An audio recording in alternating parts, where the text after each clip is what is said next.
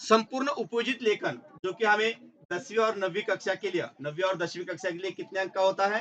26 अंक का। तो यह प्रश्न 5वां के अंतर्गत आता है। तो ये 26 अंक का जो है इसमें ज्यादा से ज्यादा हमें अंक मिले, इसलिए कौन कौन सी गलती हमसे होती है वह गलती ना करें और कौन कौन सी बातें हमें ध्यान में रखनी चाहिए, इसके बारे में विस्तार से हम जानकारी लेंगे। इसमें पहला है पत्र लेखन, फिर गद्य आकलन, फिर वृत्तांत लेखन। वृत्तांत लेखन किसके लिए अथवा है? कहानी लेखन के लिए। फिर विज्ञापन लेखन और निबंध लेखन। एक एक की विस्तृत से हम जानकारी लेंगे। तो पहला है पत्र लेखन। पत्र लिखते समय कौन कौन सी बातें हमें ध्यान में रखनी चाहिए? पहली बात कौन सी है कि पत्र, औपचारिक पत्र नियमों में बंधे होते हैं। औपचारिक पत्र नियमों में बंधे होते हैं। दूसरी बात है कि औपचारिक पत्र में अनावश्यक बातें जो होती है उस अनावश्यक बातों का हमें प्रयोग नहीं करना चाहिए। इसके साथ साथ पत्र का आरंभ और अंत कैसा होना चाहिए? प्रभावशाली एवं आकर्षक होना चाहिए। पत्र की भाषा सरल एवं स्पष्ट होनी चाहिए। पत्र बाई तरफ मार्जिन को जोड़कर, कहा लिखना है? बाई तरफ, पूरा पत्र बाई तरफ मार्जिन को जोड़कर लिखना है। पत्र के अंत में ईमेल आईडी डाल देना आवश्यक है। ईमेल आईडी लिखना आवश्यक है। अब औपचारिक पत्र का प्रारूप हम देखेंगे इस प्रकार लिखना है। तो सबसे पहले क्या लिखना है हमें? प्रति। प्रति मतलब किसका नाम आता है? जिसे हम खत भेज रहे हैं, जिसे खत भेज रहे हैं उसका नाम एवं पता। के बाद विषय, जिस विषय में हम खत लिख रहे हैं वह विषय हमें 1 या 2 वाक्यों में लिखना आवश्यक है। फिर उसके बाद संदर्भ, यदि हम किसी आवेदन पत्र लिखते हैं, मान लीजिए हिंदी अध्यापक पद हेतु आवेदन पत्र, तो वह जो विज्ञापन है आपने कहां देखा, कौन से समाचार पत्र में देखा, ये आप लिख सकते हैं संदर्भ में। फिर उसके बाद संबोधन, संबोधन में क्या आएगा? महोदय, महोदया, माननीय, श्रीमान आदि ऐसे संबोधन आएंगे। फिर उसके बाद विषय विवेचन, जो विषय हम लिख रहे हैं उस विषय का 2 या 3 परिच्छेद में हमें विषय विवेचन स्पष्टीकरण लिखना आवश्यक है। फिर उसके बाद भवदीय या भवदीय। भवदीय कब लिखेंगे? जब लिखने वाला पुल्लिंगी है तो भवदीय, और लिखने वाली यदि स्त्रीलिंगी है तो भवदीय आएगा।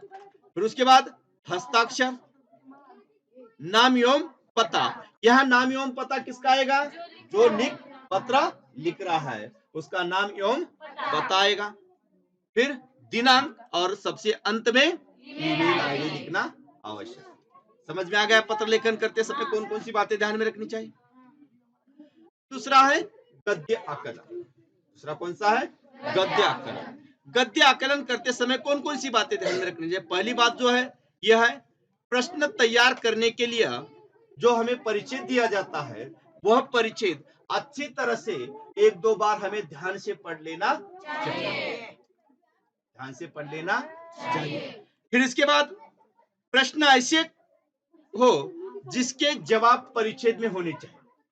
परिच्छेद के बाहर का प्रश्न हम तैयार करेंगे क्या? नहीं करेंगे। प्रश्न ऐसे होने चाहिए जिसके उत्तर कहाँ होने चाहिए? परिच्छेद में होने चाहिए। फिर प्रश्न ऐसे हो जिसके जवाब एक एक वाक्य में होने चाहिए। ज्यादा बड़े प्रश्न तैयार नहीं करने चाहिए, जिसके उत्तर बड़े हो ऐसे प्रश्न तैयार करने चाहिए क्या? नहीं चाहिए। फिर उसके बाद प्रश्न सरल और स्पष्ट होने चाहिए। आकलन में सवाल तैयार करने के बाद सबसे महत्वपूर्ण बात है कि सवाल के अंत में प्रश्न चिन्ह देना आवश्यक है। सवाल के अंत में क्या देना आवश्यक है? प्रश्न चिन्ह देना आवश्यक है।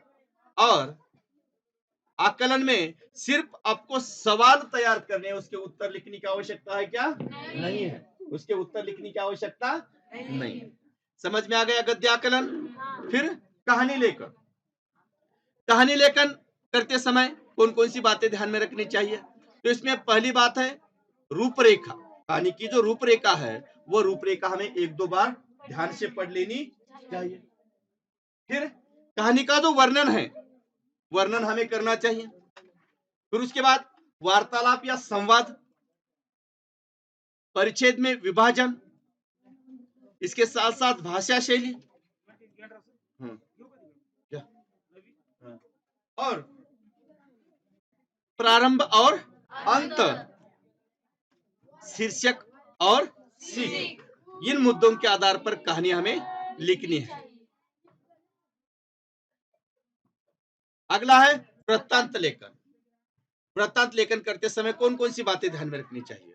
तो वृत्तांत लेखन को दिए गए विषय की कच्ची रूपरेखा घटनाक्रम के अनुसार आपको तैयार करनी है। फिर इसके बाद वृत्तांत लेखन में महत्वपूर्ण जो बातें हैं, इन बातों का समावेश करना आवश्यक है। वृत्तांत लेखन करते समय स्थान, तिथि, समय आदि का उल्लेख करना में आवश्यक है। वृत्तांत लेखन करते समय घटनाक्रम अनुसार छोटे छोटे परिचय डाल देने चाहिए। अगला मुद्दा कौन सा है? वृत्तांत लेखन करते समय अतिशयोक्ति नहीं होनी चाहिए। क्या घटना घटी हुई है उसका ही वर्णन, अतिशयोक्ति वर्णन हमें करने की आवश्यकता नहीं है। वृत्तांत लेखन करते समय सत्य घटना पर आधारित होनी चाहिए और वृत्तांत लेखन में घटना के अनुसार एक आकर्षक शीर्षक देना आवश्यक है। शीर्षक ऊपर लिखना आवश्यक है। फिर विज्ञापन। विज्ञापन की भाषा शैली जनमानस होनी चाहिए। विज्ञापन की भाषा सरल और स्वाभाविक होनी चाहिए। विज्ञापन लेखन में महत्वपूर्ण बातों का समावेश करना चाहिए। विज्ञापन छोटा एवं आकर्षक होना चाहिए और अनावश्यक बातों का उल्लेख विज्ञापन में नहीं होना चाहिए। अगला है निबंध लेखन। निबंध लेखन करते समय कौन कौन सी बातें ध्यान में रखनी चाहिए? सबसे पहले हमें 3 विषय दिए जाते हैं। 3 विषयों में से सोच विचार कर एक विषय की अच्छी रूपरेखा हमें तैयार करनी चाहिए।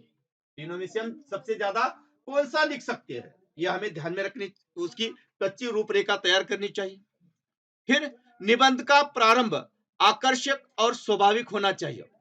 निबंध का प्रारंभ किसी उदाहरण, चुटकुले, शेरो शायरी, विषय से संबंधित या कविता की कुछ पंक्तियों से निबंध की शुरुआत हमें की तो निबंध क्या होगा? प्रभावशाली होगा। अगला है निबंध के मध्य भाग में 2 मुद्दे ऐसे ढंग से रखना चाहिए जिससे पूरे विषय का प्रतिपादन हो सके। निबंध के प्रस्तुत विचार स्पष्ट एवं सकारात्मक होने चाहिए। मान लीजिए आपको विषय दिया गया विज्ञान, शाप या वरदान, तो शाप लिखना, वरदान लिखना, लेकिन अंत में क्या लिखना है? यदि मानव ने विज्ञान का सही इस्तेमाल किया तो विज्ञान शाप नहीं बल्कि क्या है? वरदान है। मोबाइल शाप की वरदान, ऐसे तरह तरह के निबंध आपको आ सकते हैं। तो कौन सा दृष्टिकोण लिखना है? सकारात्मक। निबंध का अंत आकर्षक, भावपूर्ण और अर्थपूर्ण होना चाहिए। निबंध के अलग अलग मुद्दों के लिए नए परिच्छेद लिखना आवश्यक है। वाक्य छोटे, अर्थपूर्ण, इसके साथ साथ व्याकरण की दृष्टि से योग्य होने। निबंध के बीच बीच में मुहावरे, कहावतें, कविता आदि की उचित जगहों पर उचित तरीके से उसका प्रयोग हमें करना चाहिए। तो इस प्रकार उपयोजित लेखन लिखते समय कौन कौन सी बातें ध्यान में रखनी चाहिए हमने देख लिया।